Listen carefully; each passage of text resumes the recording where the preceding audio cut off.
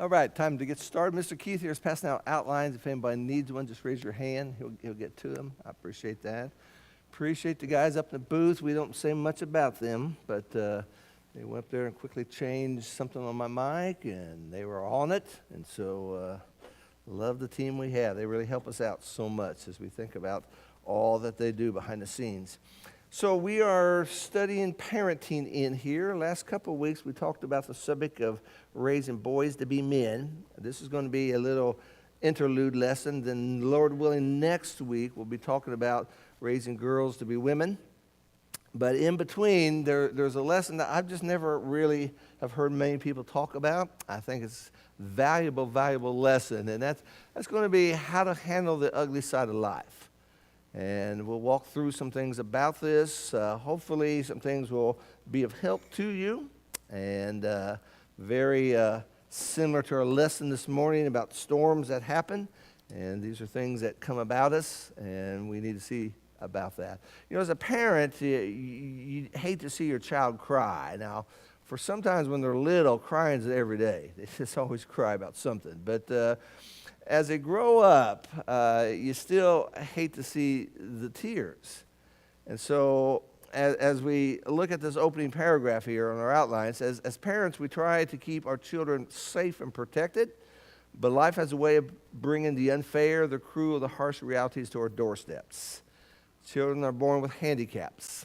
Some get cancer at a young age. Some have surgeries before they can walk. Some die. We know that. We can put names to all those. On top of that, the sinful world finds a way of reaching the innocent. The sins of the parents may bring pain to the children. You know some who would say, well, my dad was an alcoholic. Well, that affected how you were raised, or dad was never there, and that would affect how you were raised, or my parents did drugs, and that's going to affect that. And so we see all through the scriptures that when you think about a sin and a wrong, it doesn't just stop with the person doing it. It has trickle-down effects to the innocent oftentimes. And so some have experienced verbal, emotional, and yes, sexual abuse. Some have been introduced to pornography, drugs, alcohol, not only by kids from school, but also from kids at church. The horror stories I could tell you, okay? And we make that assumption. Well, you know, we're all going to Bible class together. My kids and this kid's in Bible class, and we're going to let them spend the night there, and everything's wonderful. Sometimes it's not wonderful. And again, that's some of the cold reality. And so parents, grandparents pass away. You must prepare your child for what he will witness. And we'll talk about that here in just a minute. But so the point of this is, you know, we could live in a bubble and think, well, we're all Christians, everything's great, but that's not truth. And sometimes these things throw us for a loop, and they can be very difficult. And so how we prepare ourselves for this is something that's very essential. So let's look at some passages to begin with. Let's go over here to the book of Exodus. I'm going to read Exodus 1, verse 22. Exodus 1, verse 22.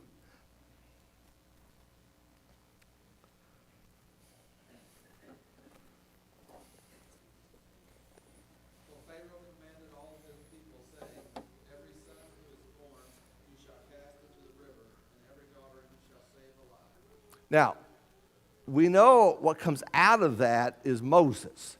And Moses was not thrown into the river. But how many were? You ever think about that thought?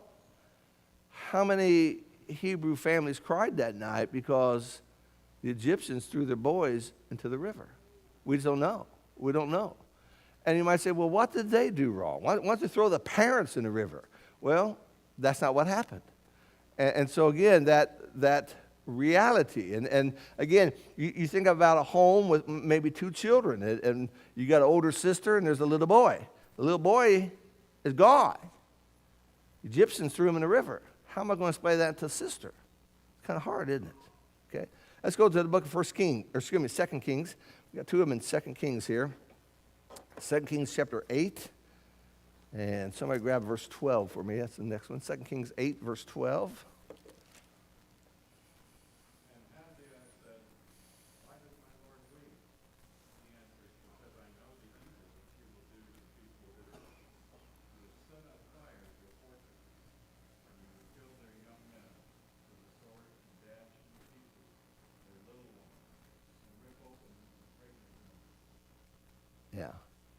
Now, again, words to the people of God. And you think, well, why wasn't God putting a shelter around his people? Because God doesn't isolate us from such things. And again, those words are horrific. The young men are going to die by the sword. I mean, you think about all the little ones we have in here. The little ones are going to be dashed. They're going to be just crushed against the rocks.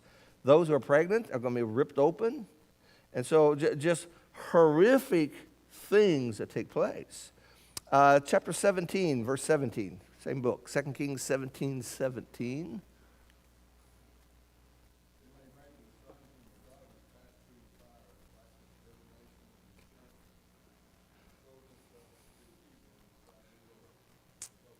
Yeah, that little phrase, passing through the fire, we kind of, we're jumping from Hebrew to Latin to German to English to get the translation. We miss some of that.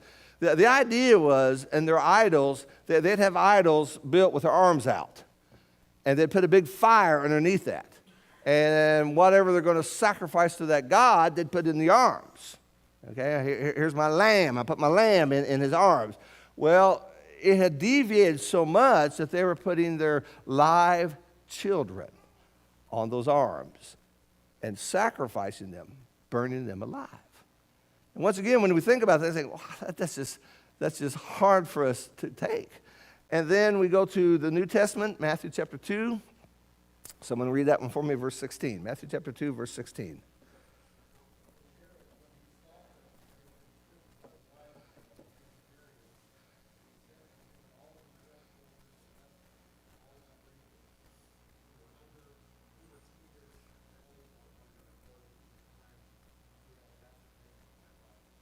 Why was Jesus not killed? At that time, he was 2 years old and under. Why was Jesus not killed? They went to Egypt. God sent Mary and Joseph a message that they fled to Egypt. But then the point is, how many in that community did die? We don't know. Okay, there's no records of there were 100 kids killed last night or 1,000 kids. Who knows? But all that is just to kind of remind us that from way back then, even until today, there is an ugly side of life. And as parents, we want to protect our children, but sometimes those things trickle in, and we have to deal with them. So let's go through some principles here to begin with. One of the first things we need to see and appreciate is we must begin with a proper understanding of suffering and pain in our own world. It's partly why I preached this morning, knowing this class is coming behind it. A lot of adults don't understand this. There's a famous comedian, I just read his quotation this past week. He was talking to another comedian about God. And he said, the reason I do not believe in God is because the suffering of innocent children.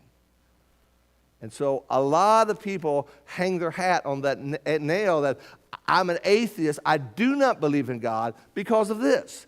If God was God, he wouldn't allow innocent to suffer. Well, the problem with that is they don't understand the concept of suffering. And they don't understand that God never promises that this is heaven. There is a heaven, but it's not here.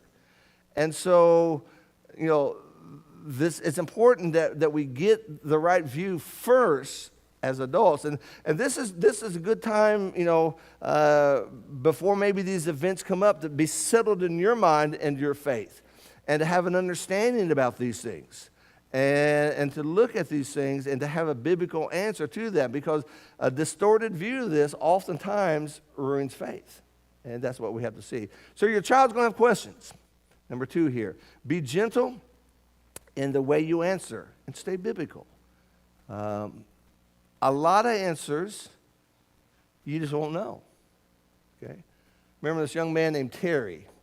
My kids were in high school. My youngest one, Joe, was learning to play the drums. I don't even know who. I think Terry knew my daughter somehow. So he came over one night, was teaching Joe how to do drums and everything. Nice kid, jovial, everything. But a week later, we found out that he committed suicide. And of course, I remember Joe saying, "Why?" I don't know why. I don't know. Suicide among young people is very, very high today, very high. It's the second leading cause of death for young people. Number one is car accidents. Number two is suicide. And don't think, well, I go to the Church of Christ, that will never happen. It has happened. And so the point of this is there's some questions, and you need to be able to find some answers to that. Then God has never promised, number 3 here on this point, a problem-free life. I referred to Matthew 7 in the lesson there. The storms came to both men. God didn't say if you build your house on the rock, it never, ever rained. He never said that. Both of them had storms. And so it's what your house is built upon that makes the difference. And so the 4th point, difficulties, is the classroom which God teaches us lessons. Lessons about trust, faith, patience. It's where we learn things. That's what James chapter 1 kind of emphasizes. And so it reminds us we are not in control of the world. It reminds us that life is not fair. And it reminds us that God is God. And so first and foremost, we need to have an understanding in our hearts, why do we live in a suffering world? And to that basic question, what would we say? Why do people get sick? Why do people die? Why did Grandpa have to die? Why did my friend at school die? Why? What's the answer to that? Okay, number 1, since Adam and Eve, the world is broken, isn't it? And sin has entered the world, death has entered the world, and we are part of that. Not that we inherit the sin, but that we are in a world that's broken. This world is not going to be forever here because of sin. And so understanding that, there's going to be things that are just not right. And I think in this list here, some of the things that hurt us the most, I know it's something I've really struggled with, is sometimes we give each other a pass because we're the same church, we're believers. But sometimes even among believers, we hurt each other. I've known people that have embezzled the church's funds. I've known people that preachers have been dishonest. And so sometimes we think the brokenness, it's everywhere, and we have to be careful about that. Now, number 2, anytime you got a thought, raise your hand or just shout out. Probably won't see you. But number 2, how parents handle sorrow and grief and injustice will be mirrored in the heart of the child. Let me say this to the dads, okay? Because we sometimes forget this point, okay? And we're sweet as we can be, we're just as gentle as we can be, but you've messed with my kid in school, you're a bully to my child, he's going to knock your block, and I'm going to come over and knock it too. Wait a minute. That's great talk. But what about all the Bible principles you just lost? And that's the point I want us to see. You can't throw away the Bible and what you know about the Bible because your child's been hurt, your child's been taken advantage of. You can't do that. And again, what we do in here is the same thing we do out there. And that's important. And so you'll see that. And so, you've had a bad day at work, you come home and you're just blowing smoke and everything. Well, your child's going to see that. And when he has a bad day at school, he's going to blow smoke. And that may not be the right thing to do. So don't throw out what you know. The golden rule, turning the cheek, all those wonderful passages of our Lord are things that we need to keep before us as we think about this. Then number 3, and we'll get to some basics here. Code reality is that not everyone loves Jesus, and there's evil in the world. Over in John chapter 3, we love verse 16, and sometimes we think that's the end of the book, but he goes on, and I want to read what he says after John 3:16. Okay, God so loved the world, he gave his only begotten Son, that whosoever believes in him should not perish, but have eternal life. Verse 19, Jesus still speaking, this is the judgment that the light has come into the world. Men love the darkness rather than the light, for their deeds were evil. They love wrong rather than right. They love wrong rather than Jesus. For everyone who does evil hates the light, that's Jesus, does not come to the light for fear that his deeds will be exposed.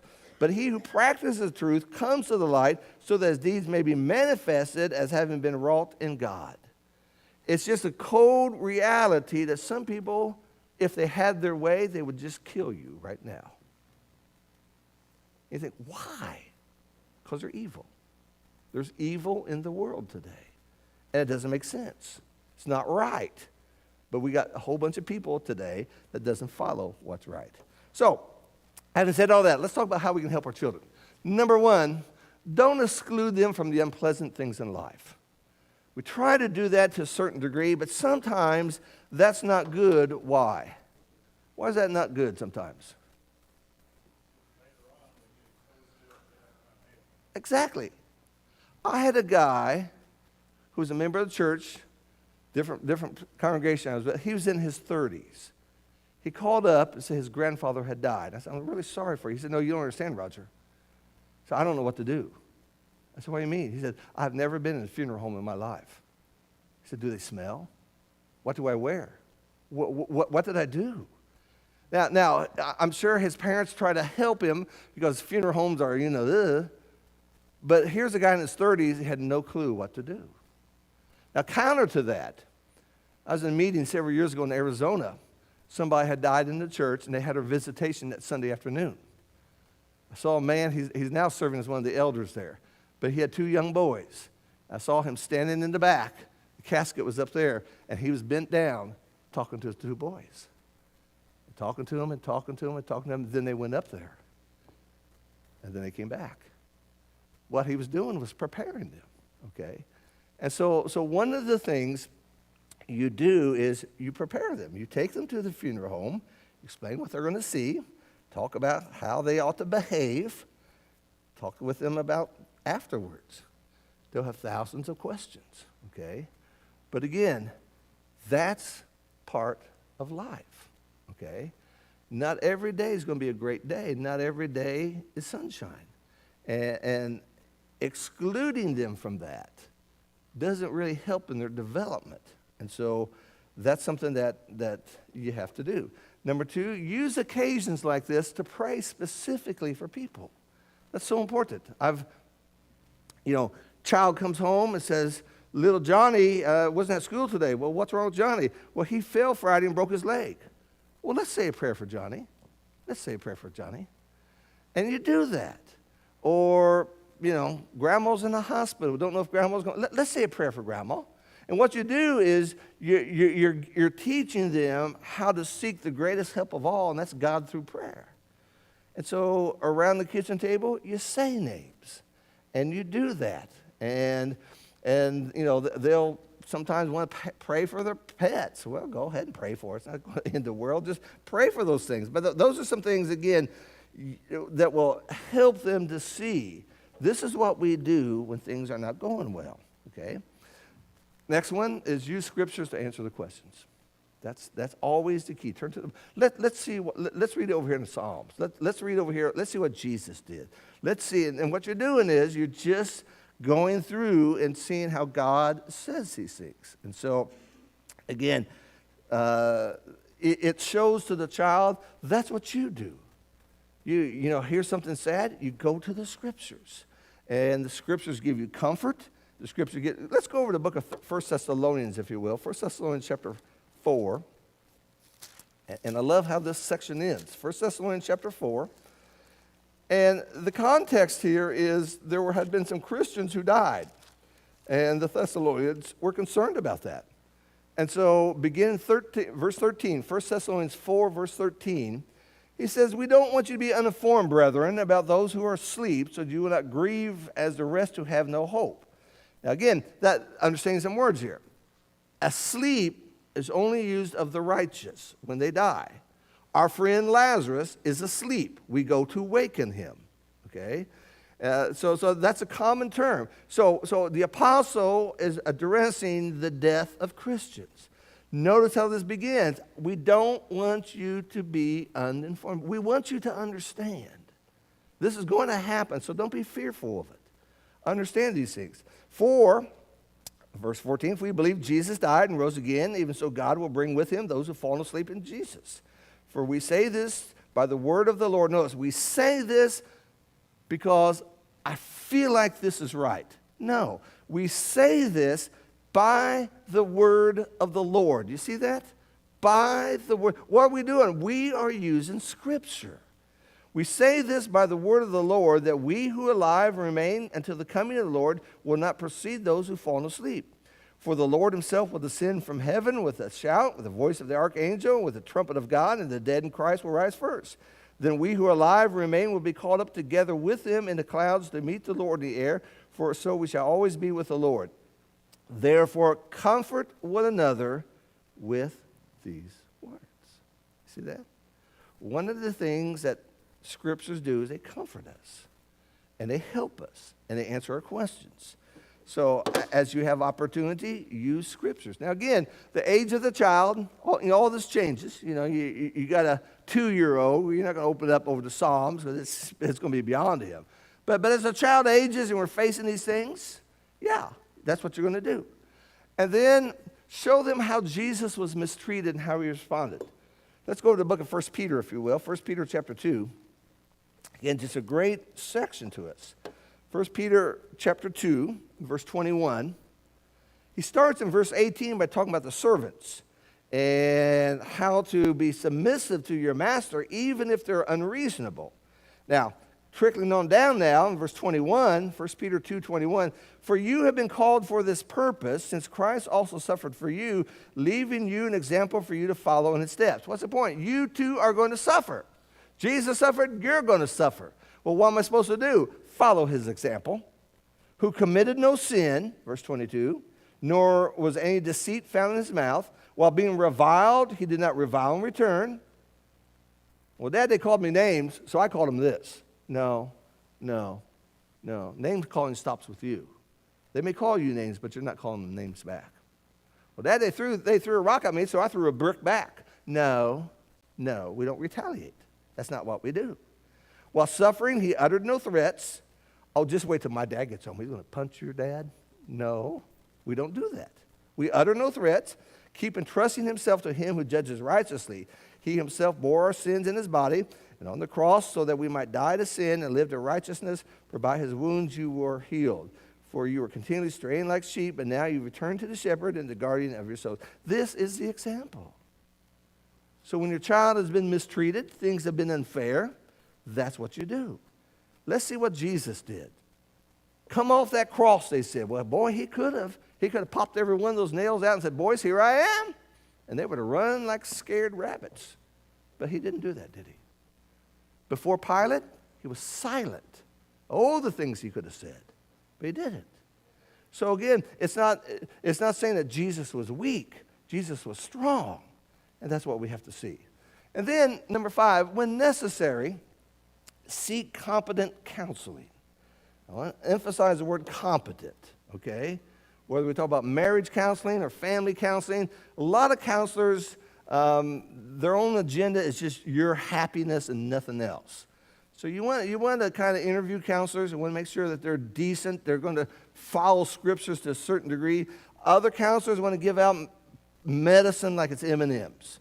And that may calm your moods, but that doesn't solve problems. So, but there's no shame in that. I think we've grown up in a culture that said, if you go get counselors, then that means you have weak faith. No, it's not. No, it's not. There are certain things that's just, we need professional help, and there's no shame in that. Your child suffered some physical abuse, sexual abuse, he's going to need some counseling, because those things are going to come out later on. I remember in Indianapolis having to deal with a young man in his 30s. He got arrested for molesting a whole bunch of the boys in the church. He'd have them over to his apartment to teach them how to lead singing, and then he'd molest them, one after another after another. In the course of all this, I found out that he himself had been molested.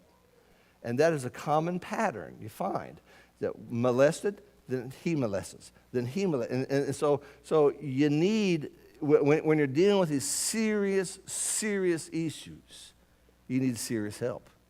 And again, there's no shame in that. Okay, I got a whole bunch of questions here. Thoughts up to this point? Any thoughts, questions? Again, in a nice world, we'd never have a lesson like this. It's kind of a heavy lesson. But so is life. So is life. And things like that.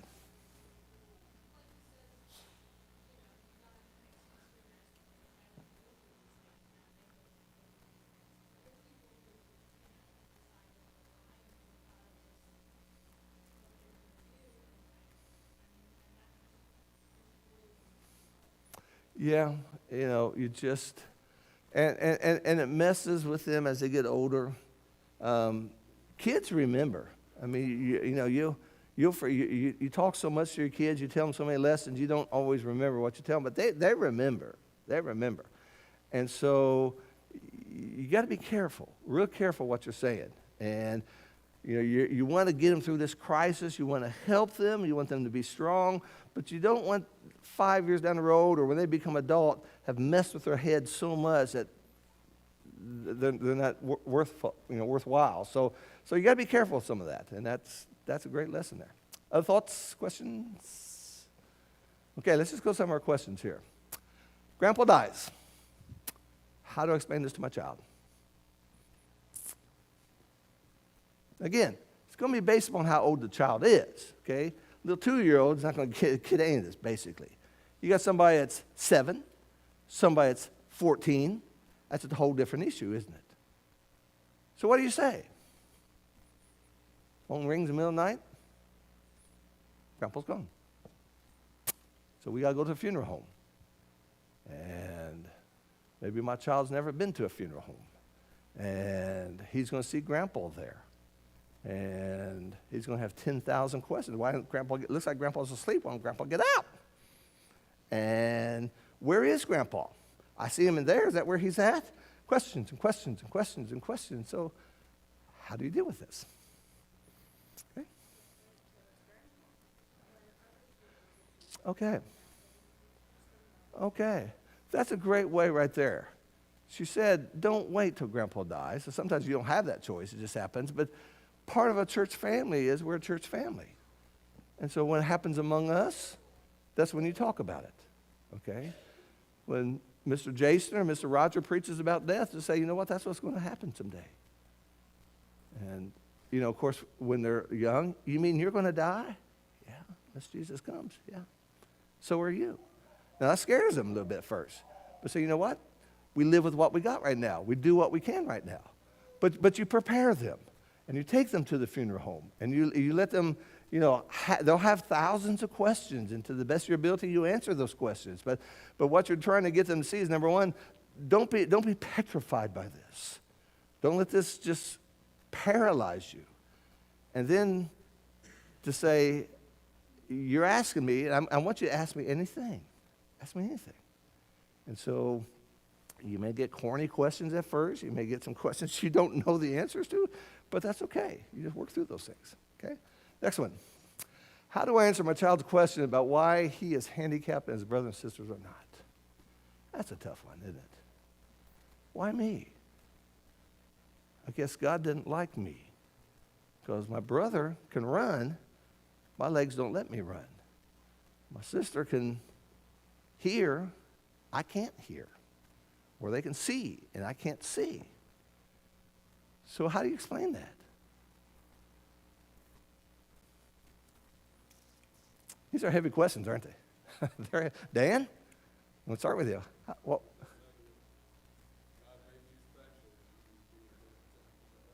okay. A lot of times we don't know. Ecclesiastes chapter 9 says time and chance happens to every man. Who knows? It is not because God does not like you. It's not because God is putting his thumb upon you. Okay? That's not the answer. It may be in the course of your life, God has something special for you. That because of this, you'll be able to help other people. But we don't know. And sometimes you may think, well, I didn't answer this question. Well, that is the answer because we don't know. Okay? And sometimes we try to go down in these weeds. Well, this happened because, God knew your sister's corny. And no, don't be going there. Don't do that. Sometimes that's what happens.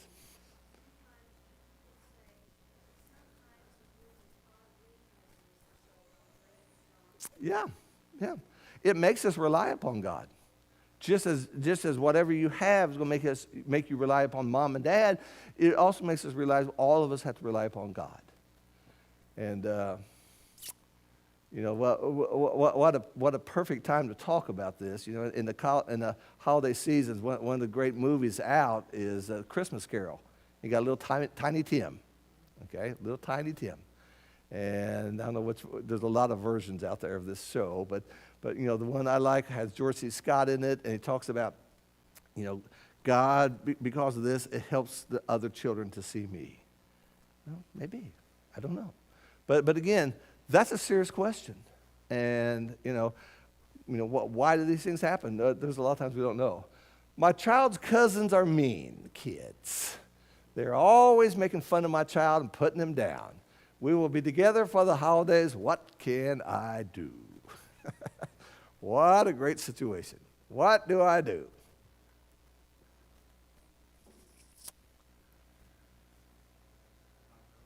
Not go. Well, that is one option. That is one option.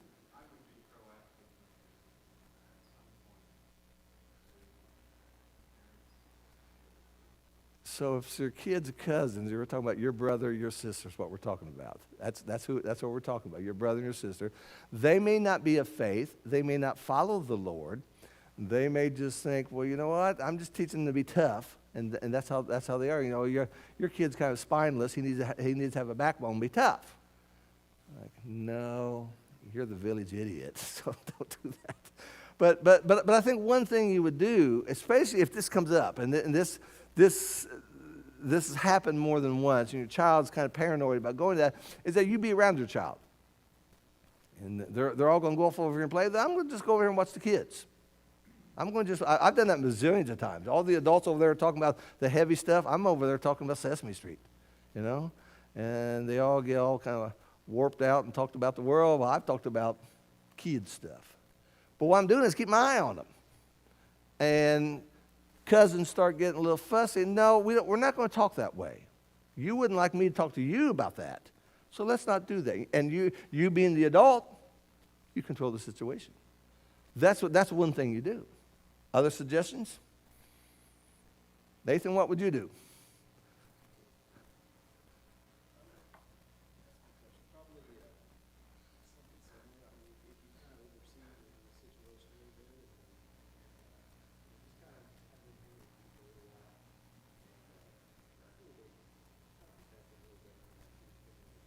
Yeah. Of course, sometimes we may envision, we're talking about a situation where they're, 7 years old. Sometimes it can be 16-year-olds doing this.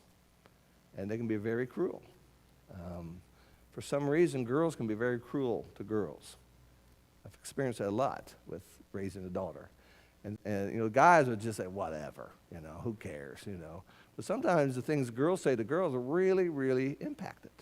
So you may just have to navigate things and work on it and understand, first and foremost, I don't give family a pass. I don't give family a pass to do wrong. I don't give you a pass to talk mean to my kids. No. Because at the end of the day, I am the one who's responsible for my kids. So I'm going to protect them. And so if brother or sister, you can't get your kids pulled in a little bit, then you may see us less and less.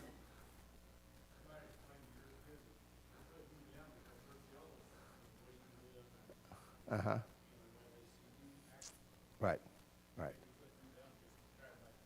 They could. And a lot of times it's nothing but superficial things. I had red hair and glasses as a kid, real red hair. Oh, yeah, I heard everything you can think about redhead, I've heard. It's just, how to explain to my child that his aunt and uncle are getting divorced and he probably won't be seeing his uncle anymore. That's hard. It's hard. Yeah. Sometimes it could be grandma and grandpa getting a divorce, okay? And so you just talk about relationships. Again, the smaller they are, the less you have to say. The older they are, the more you say. And the more you talk about, this is why it's important to marry somebody that's going to help you in life. It's who you look for. It's not just the exterior things, but it's the interior things. Those are things very important. My child's little dog has died. He asks if dogs are in heaven. I don't have the heart to tell him no. What should I do? All dogs go to heaven was a movie. What do you do? could be. It could be. That may take his mind off it, okay? That isn't always the answer, but that is a possibility, especially with a little one. Again, the reason why this is important, how simple it is to say, yes, your dog went to doggy heaven, and that's cool. And then later on, he's going to grow up, and I don't read about doggy heaven in my Bible. But Mom and Dad always said that was true. And now I wonder what else Mom and Dad said that's not true. You see I was going to kind of think about that. So you're going to just say, well, God gives us lots of things in our life to enjoy. They're here for a time. And let's go find you a cat, okay? Number 6, what has helped you? What's helped you? Anyone want to share that? All of us have experienced ugly things. Cheryl? I found that singing hymns or, religious Christian music helps me. Okay. Like, praise you in the storm. Is Okay. really good. Good hymn. Good hymn. Okay. Someone else. Ryan?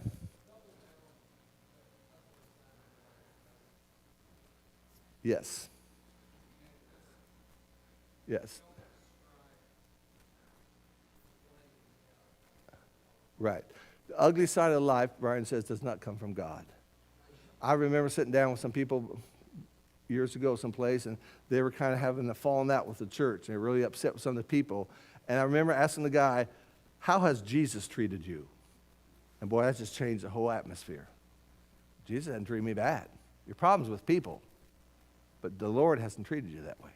And so those are reminders that kind of help you through some of these things. And so be great if you never, ever had to use these thoughts, but I hope these thoughts help you. A lot more layers on this we could talk about, but this just kind of getting you to think about this a little bit and how to protect your child, not just physically, but emotionally and mentally and spiritually as we kind of journey through these things. Okay, we'll stop for now. Thank you.